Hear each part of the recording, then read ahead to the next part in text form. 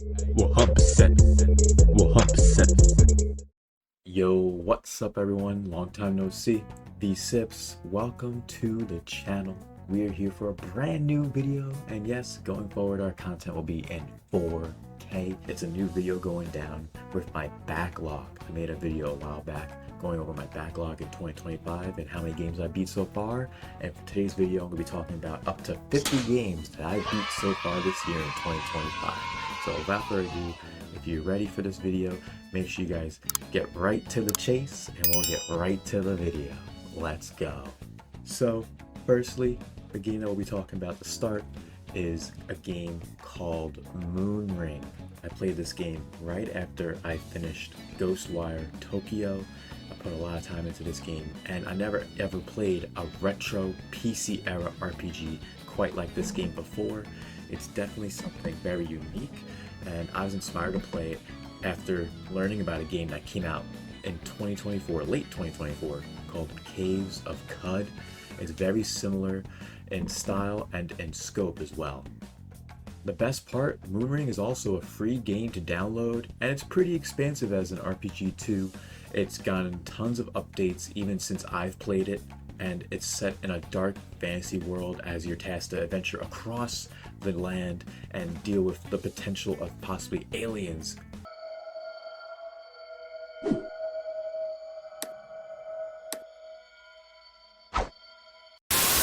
With 100 levels called the Egg, which is a pretty cool mode too. But there's a lot of times that I was playing that I definitely got lost, and I did have to try to look up where I needed to go next.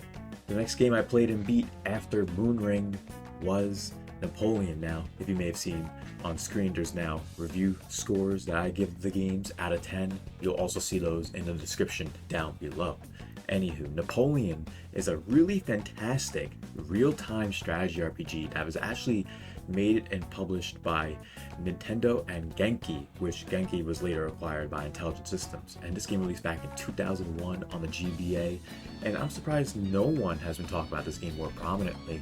And you play as literally Napoleon Bonaparte, and you go across various countries and even encounter literally an SMT level twist where demons are starting to run amok and rise from hell that you have to fight against. And even Joan of Arc rises from the ashes, Nostradamus.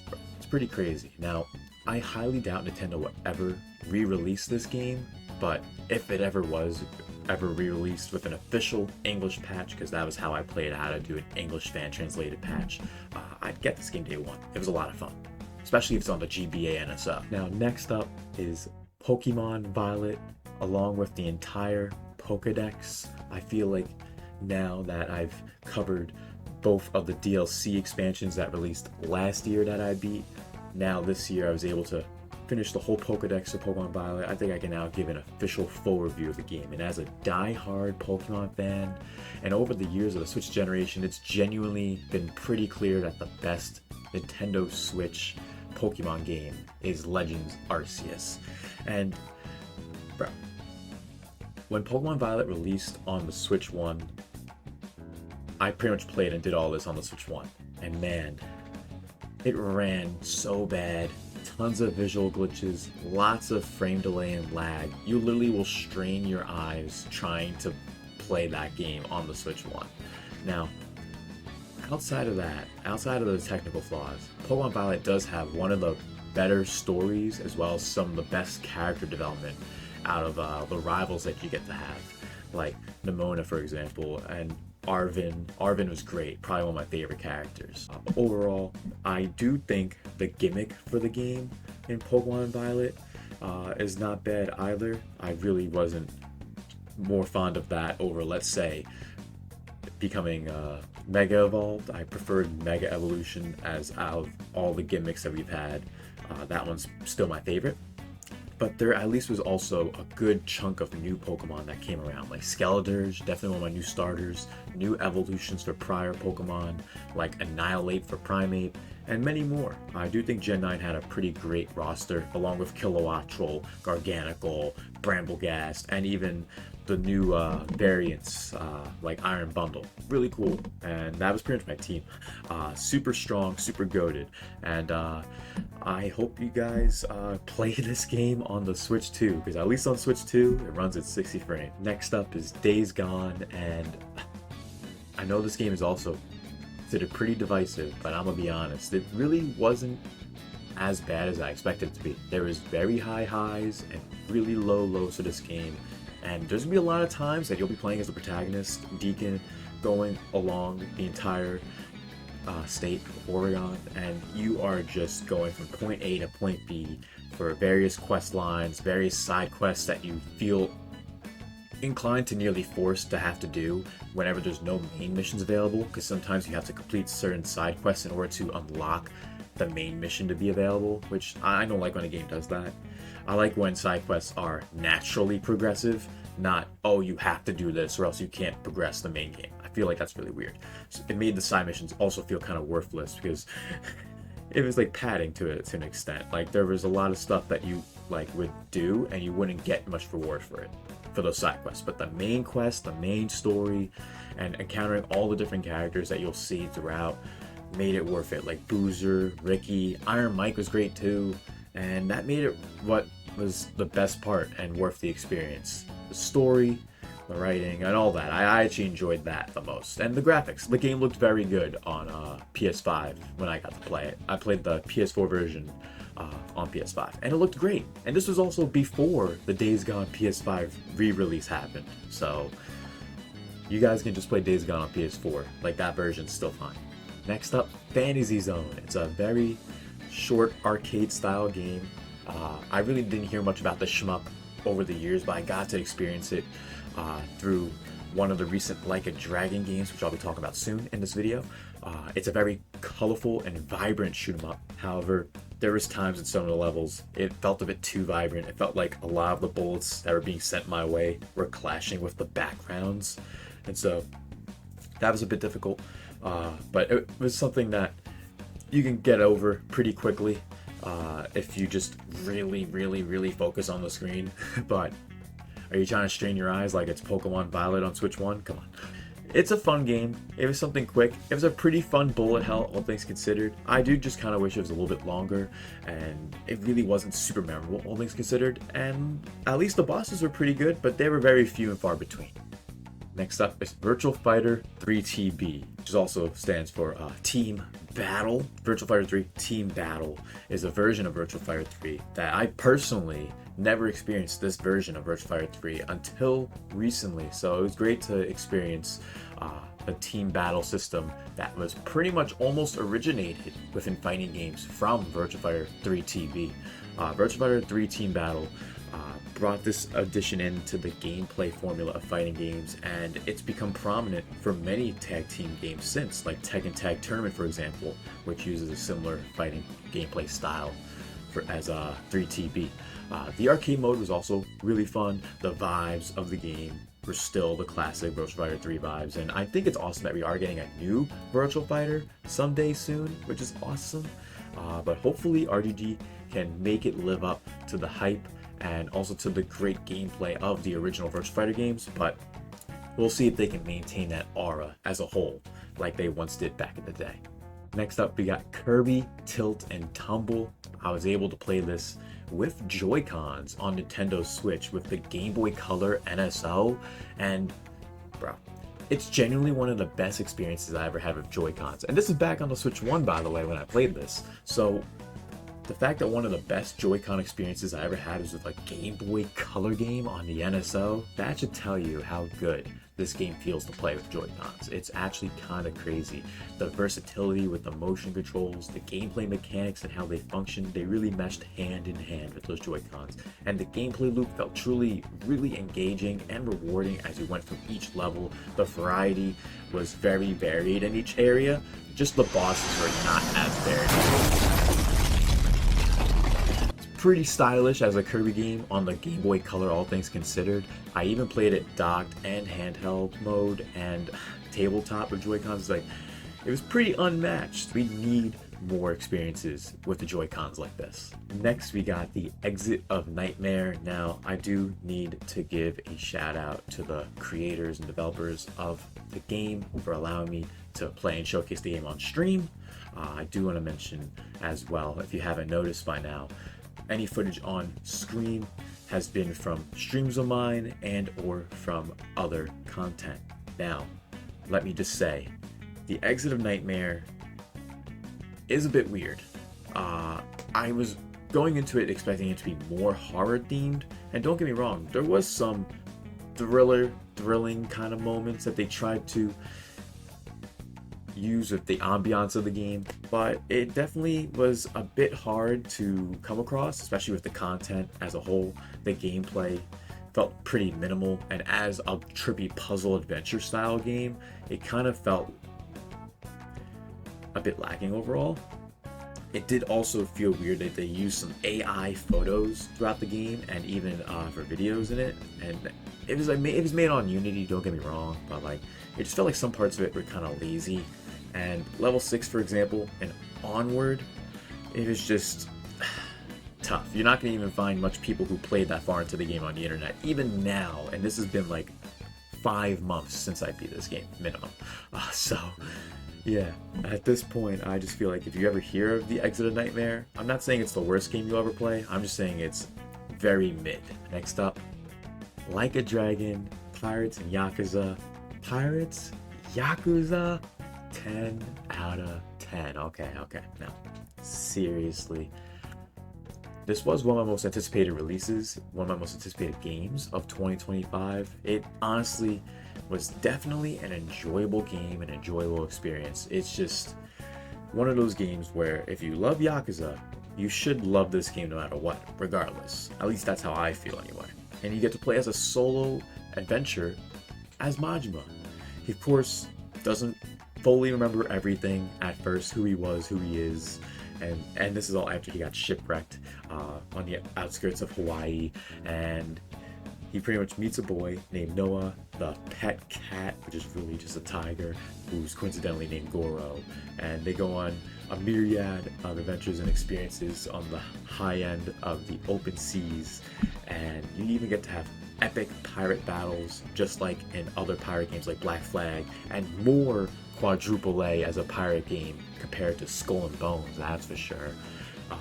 And as a game, it was sick. It was a lot of fun. Even the cameo from Samoa Joe, the wrestler who played as Raymond Laws, one of the main antagonists, was perfect. I thought it was a great role. And of course, I do play in Japanese voice acting only in Yakuza games, but it was still awesome to see him in the game. It definitely also came across like with the theme of the game, essentially, which Majima's chance to fulfill his dream of becoming a pirate. Like, life is too short. Follow your dreams and do anything you can, even if you have to get rid of or forget the whole life you used to have to make it happen. That was like the theming behind this, and I really resonated with that. Next game on the list is Final Exam. It's a 4-person beat 'em up. It's actually inspired by some classic teen horror and zombie monster mash movies from back in the day, which I think as a concept is cool. I just feel the scope of the game as a whole and the development of it entirely is pretty lacking. It's just the overall variety of the gameplay, from the reuse of areas, the enemies being constantly reused, and it just wasn't a whole lot of variety to keep the gameplay substantial, and it was pretty average at best. There wasn't really a ton of replayability. There was like a time attack mode also, but it wasn't that great to write home about. It's not really that worth it to give this game the best of chances or your full attention in the long run. It could be worth playing if you have some friends to play with, but it's pretty decent. It's not an offensive game, but it's average. Next up, we got Sleeping Dogs. Sleeping Dogs, man, I've always wanted to give this game a chance. I got the game physically on PS3, but shoutouts to one of the homies in the community, King Narakami. Really appreciate you, bro, for helping me out and actually showing me the light and having me play this game on PC instead. And playing this game on PC instead was definitely the right move. It was 100% the right move. It looks and plays incredibly in 2025 on PC. It's kind of insanely stunning how good the game looks. The graphics are really good to this day. And you play as Wei Chen, who's a police officer, and you're trying to go undercover but not get too close into many of the people in these gangs, and shit goes south really fast when you had I'm not going to get too much into the story. I don't want to spoil anything. I'm just going to say it gets pretty wild pretty quick. There's a lot of great gameplay functionality with how solid the actual gameplay is. Running around in the open world, the actual gameplay fighting enemies and stuff is great. And there's a ton of variety in the soundtrack. You got Queen, you got Lorne, you got Jadakiss, bro. Stacked soundtrack to say the least. And this game is amazing. I'm still surprised Square Enix even created a game like this, and it's amazing. So many pros, but the last quarter of the game, it did kind of feel like it was just wave after wave after wave of enemies they just started sending my way. But that was just the last quarter, the last fifth of the game, and outside of that and a few technical hiccups at the end of the game was amazing.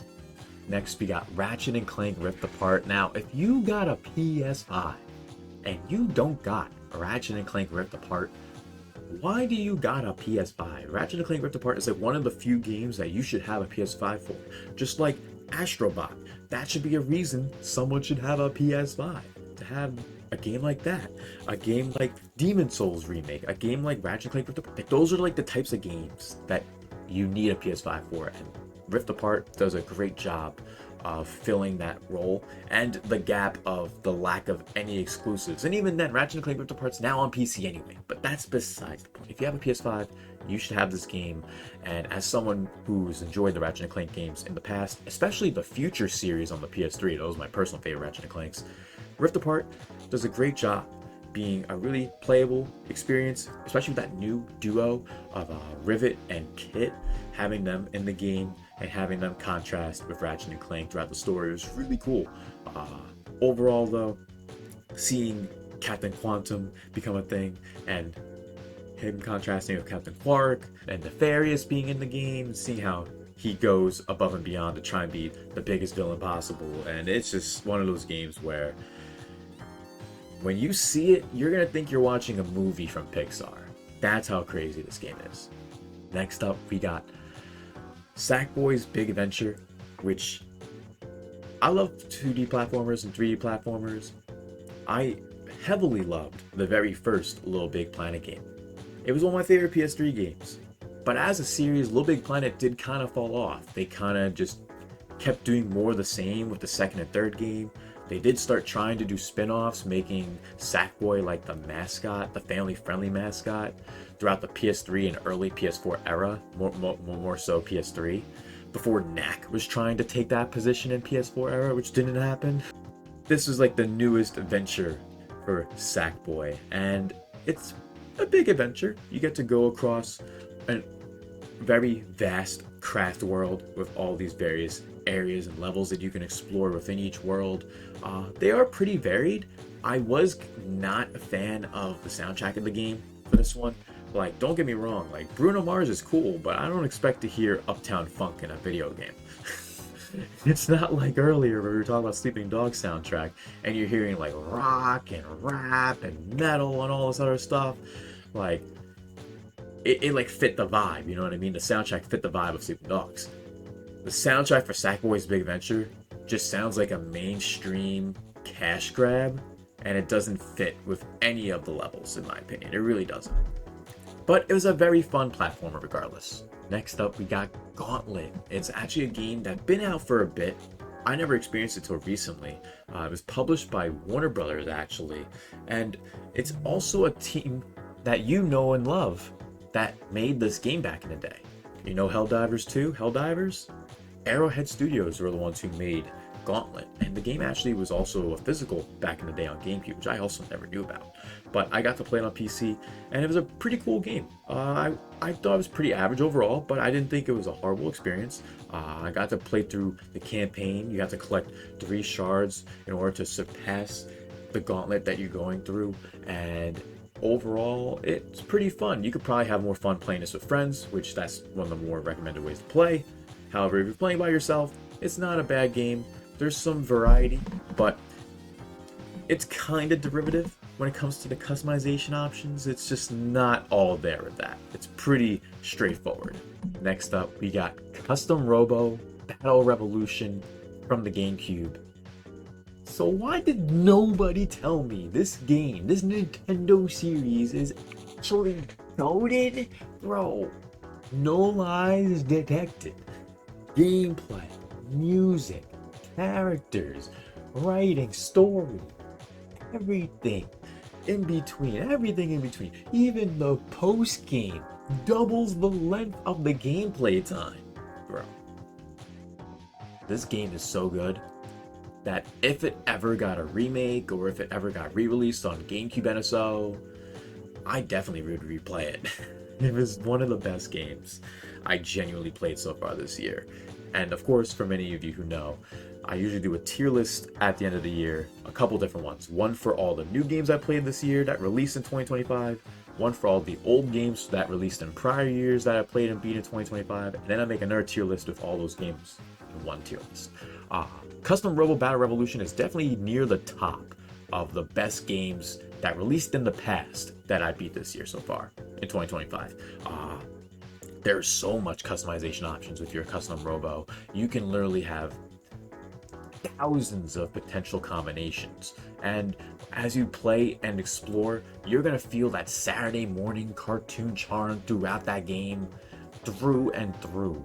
And if that's what you love, you want to feel that nostalgia like as a kid, but with a new game that brings it out, bro, this is the game for you. Custom Robo Battle Revolution. And it makes you want to try more Custom Robo games, which from what I know of and from what I've seen online, Battle Revolution is the best Custom Robo from what I've seen online.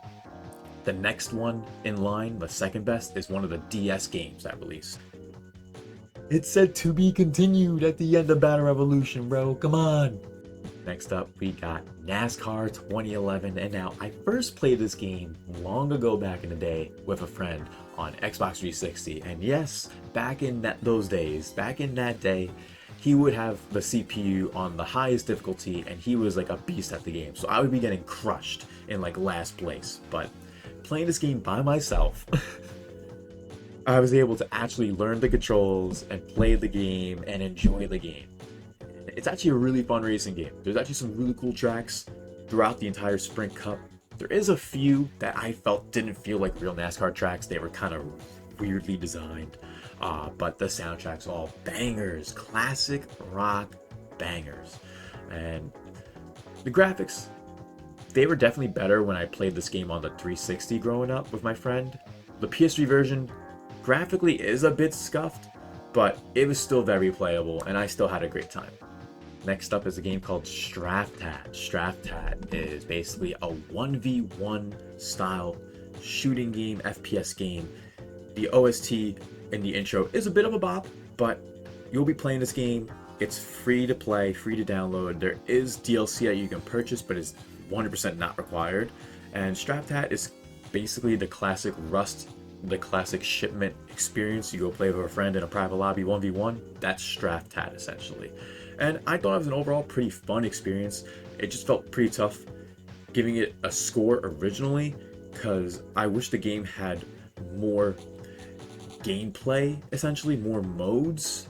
Even like a 2v2 or 3v3 style mode I thought would be really great. At the time of this recording and at the time of this video being uploaded, I'm not sure if that update has ever happened, if it ever was going to happen, but a 2v2 or 3v3 mode would have increased the variety of gameplay modes instead of just the 1v1 deathmatch. Next, we got Venus Vacation Prism Dead or Alive Extreme. Bro, I never owned a Dead or Alive game. I've only played one of the volleyball ones and one of the fighting games years back. And like, I'm not even talking like for like a full 30 minutes. I'm talking like I literally picked up the controller for one game, one match, and that was it. So I really don't have much experience with Dead or Alive as a series at all. So Venus Vacation Prism, pretty crazy, pretty wild. I don't know about too hot to handle, but Sheesh. Okay, so it's definitely a spin-off of what Dead or Alive is mostly known for, but it was definitely a wild decision in hindsight. You have to garner attention and new guests for your tropical paradise, your tropical island, and your way of doing that and figuring that out is to take amazing photos of Venuses. They're essentially the models that you have to promote the island for more tourists. And as you get to continue increasing the tourism for the island, you actually get to attract more Venuses, more models to join in. And you actually get various sim-like elements to the game where you could become just friends or even more than that. It's a really fun game, and out of the characters that I like the most, there's a ton of them. There's Hanoko, there's Fiona, there's Nanami, and my personal favorite was Tamaki. Tamaki was my favorite character, and the soundtrack for this game was shockingly very good. And overall, I had a great time with Venus Vacation Prism.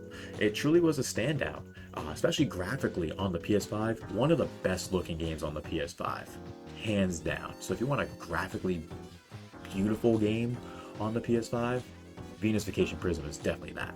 Next we have Bowser's Fury. Is this the future of 3D Mario? Some people think so. Me? Maybe, but who knows at this point, especially since we know the team that worked on Odyssey worked on DK Bonanza, and all I'm gonna say is Bowser's Fury was a great time. It definitely felt like more semi-open world, pretty much the in-between of something like an Odyssey in 3D world in scope of the world and level design. There is a lot of water though. IGN would probably be pretty scared of Bowser's Fury, all things considered, and like now that I got the chance to play it and beat the game years later. But Mario is basically asked by Bowser Jr. to help Bowser get out of a spell of fury, and Bowser's this giant behemoth who goes crazy with fury, and you gotta do whatever you can to try and snap Bowser back into it. Now, having to eventually collect 50 cat shines to finally snap Bowser back to reality into this amazing epic battle between giant cat Mario and giant fury Bowser was really epic, all things considered.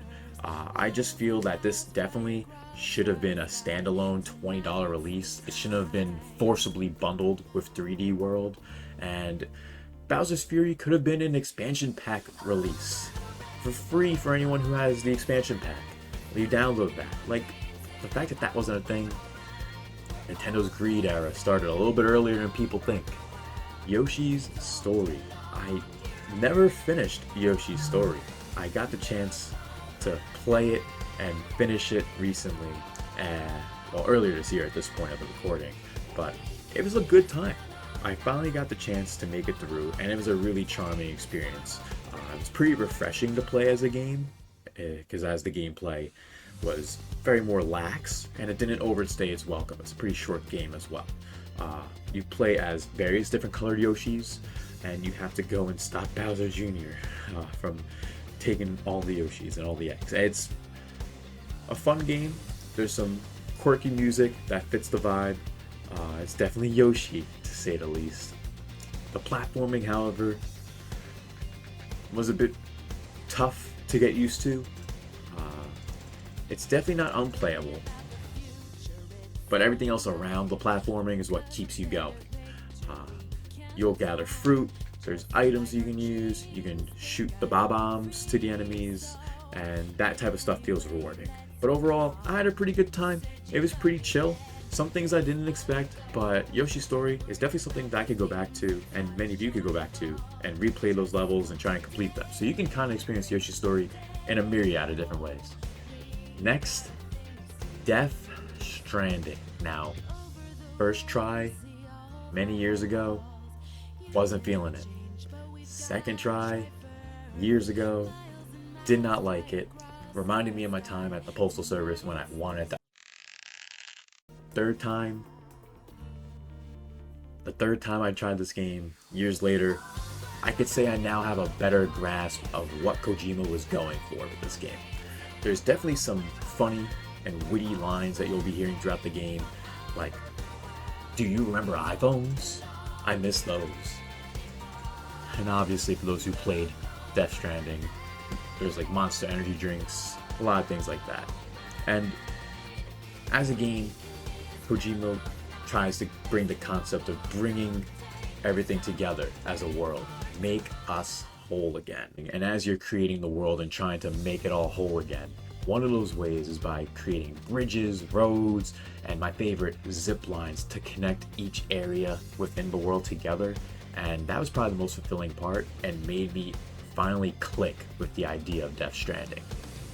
However, as you traverse this desolate world, the combat is decent at best, but it's not that great. I'm hoping in Death Stranding 2, which already came out at this point, but I'm probably not going to get the chance to play it till maybe next year, has better combat, which from what I've heard online, it possibly does have better combat, which is great. But what keeps you going in Death Stranding is putting that desolate world and connecting it together, making it whole, interacting with the various characters like Fragile, Deadman, Hartman, and many more, makes Death Stranding feel a bit more alive. Next up is Famicom Detective Club Missing Heir. This is a game I originally got and bought it day one, but 4 years later, I finally beat it. I finally beat the first Famicom Detective Club game.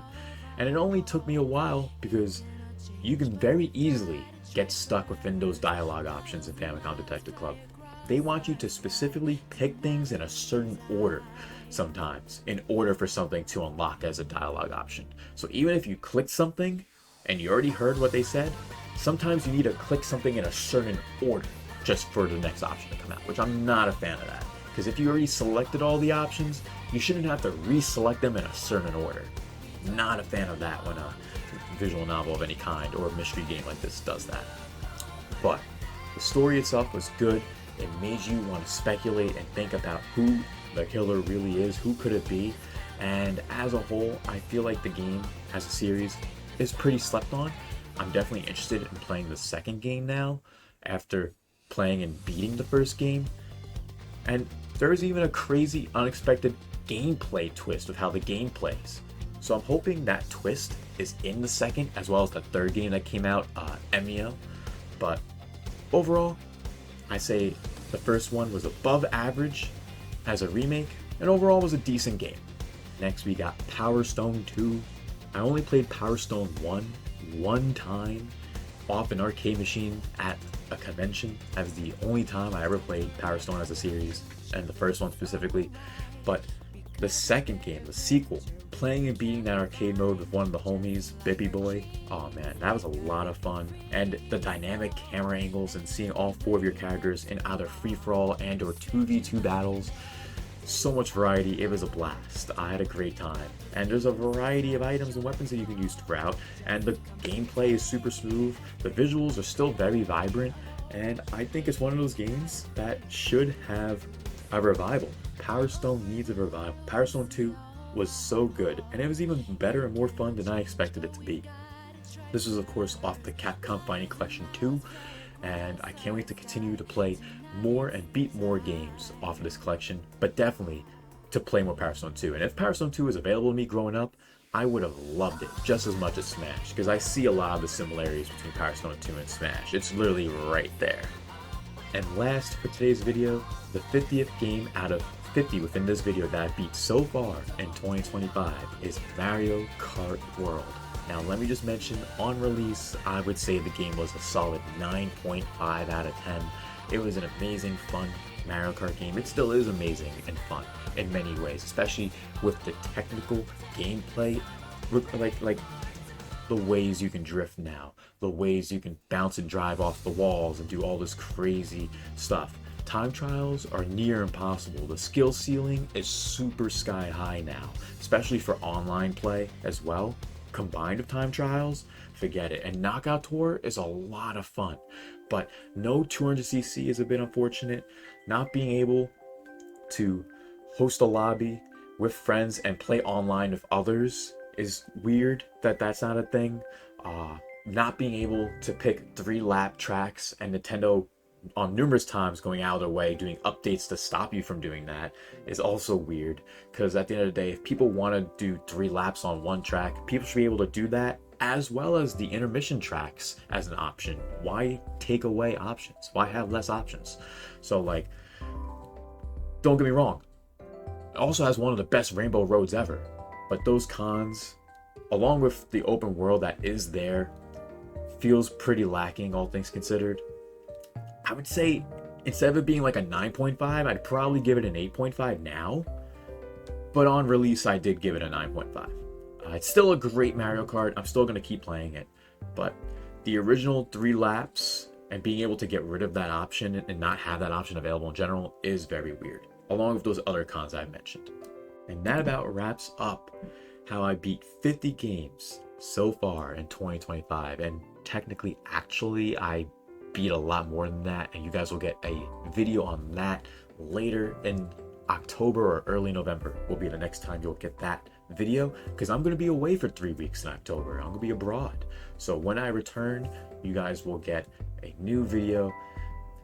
Hopefully, I beat 88 games in 2025 so far, which would be perfect because that'd be double the amount of games I beat in 2024. I beat 44 in 2024. So if I could beat 88 in 2025, that'd be great. I'm very close. I'm very close to beating that. So hopefully I can make that happen and have that video out for you, the next video in the series, by the end of October, early November 2025.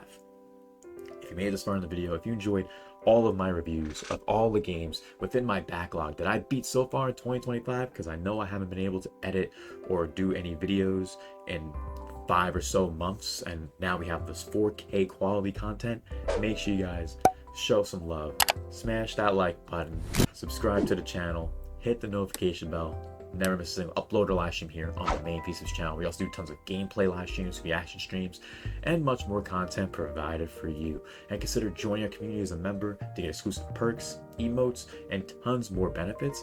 And consider donating to the channel if you really enjoyed the content that I provide and you want to help increase the quality, as well as in order to increase the visibility of our community and my channel as a whole. It really does help out.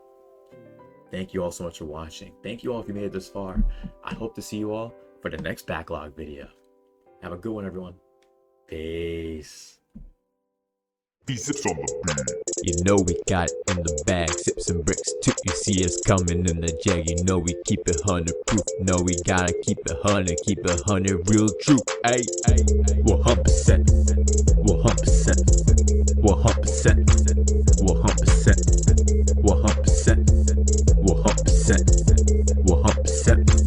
100%. I always grind, 100%. I always rhyme, 100%, 100%, 100%. I always grind, 100%. Bricks on back anytime on the track. We never slack, we always on attack. We got the pack in the back of the lack. Beyond the jag, all black, no Kodak. Putting cardiac, my rhymes on my neck. It sips brick season, this how we react. Days long, night, use insomniac. Count each block in each rack that we both stack. Ay, 100%, 100%, 100%, 100%, 100%, 100%, 100%, 100%. I always grind, 100%. I always rhyme, 100%, 100%, 100%. I always grind, 100%.